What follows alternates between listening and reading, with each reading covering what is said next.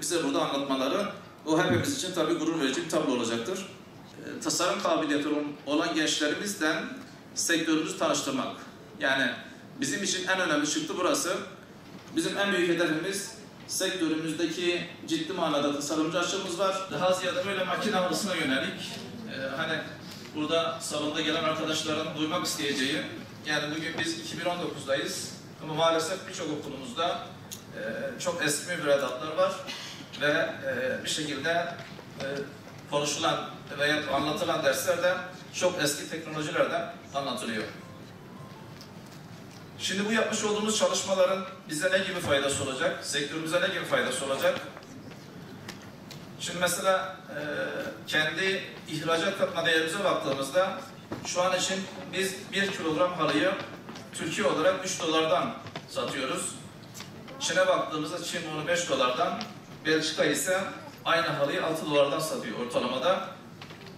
Bizim pastığımız çok büyük ama bir o kadar da ucuza satmış oluyoruz. İkincisi, bu birinci konuyla alakalı. Tabii şöyle, şimdi ülkemiz gelişmekte olan ülke konumunda. Sektörümüz de maalesef öyle. Hani büyük bir hacmimiz var. Dünyada lideriz ama o gelişmeyi tamamlamış değiliz. Firmaları birebir de dinlediğimizde zaten eksikliklerimiz ortaya çıkıyor. Bugün mesela dünyanın %65'ini karşılayan, ihracatın %65'ini karşılayan bir sektörde en azından dünyada bizim 8-10 tane kendi markamızın olması gerekiyordu. Ne bileyim bir 10 tane yetişmiş olan dünya çapında meşhur tasarımcılarımızın olması gerekiyordu. Tasarımcılarımız var ama bunları bir şekilde daha da arttırmamız gerekiyordu. Tabii bunlar bir anda olmuyor. Gelişmekte olan sektör konumundayız. Ben tekrar teşekkür ediyorum. Evet, bu yarışmada elbette ki kazananlar olacak. Ama bizim için kazananlar kadar kazanamayanlar da önemli. Çünkü bu yarışmanın amacı bir farkındalık oluşturmaktı. Biz bugünün çerçevesinde henüz makinalarımızı üretemiyoruz. Halı makinalarını. Enerjide dışarıya bağımlıyız.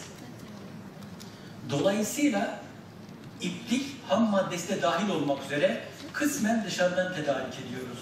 O halde katma değeri yüksek ürünleri nasıl devam ettireceğiz?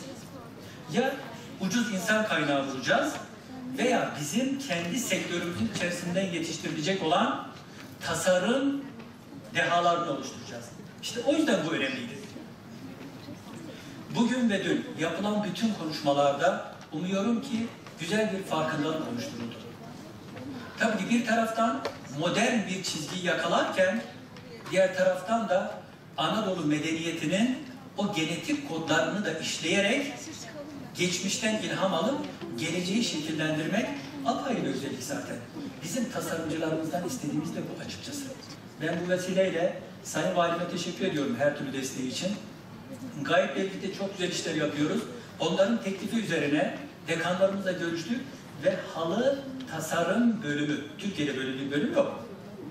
Kimsenin böyle bir derdi de yok aslına bakarsanız. Dertli olan biziz. Dolayısıyla bu derdin çözümü de yine bizde olduğu için biz halı tasarım bölümü kurulmak üzere bütün çalışmalar yaptık.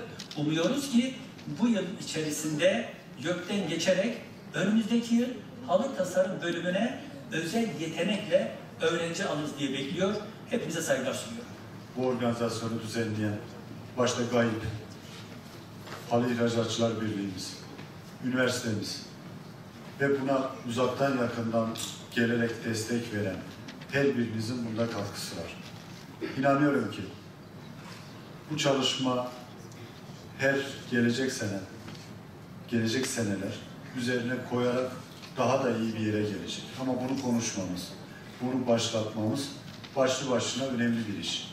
Biraz önce hocamız söyledi, maliyetlerle ilgili işçilikten kısabilirsiniz, ham maddeden kısabilirsiniz, enerjiden kısma şansınız yok. Bu üçünde de kıstığınızda aslında kalite düşüyor, sürdürülebilirliği kalmıyor. Para kazanmanız için tasarımın olması lazım, markanın olması lazım, patentin olması lazım, reklamınızın olması lazım. piyasada bir karşılığınızın olması lazım. Dinlerken şaşırdım. Çin'den bile daha ucuz mal üretmek de herhalde Gaziantep'e özgü bir şey olur. O Çin'le aramızdaki ilk etapta açığı kapatmakta fayda var. Burada tasarımcılarımızın, hocalarımızın çok önemli bir katkısı olur. Ben dereceye giren ve giremeyen herkesi tebrik ediyorum. Hayırlı uğurlu olmasını temenni ediyoruz. Alkışlarımızla kendisini kutluyoruz. Bundan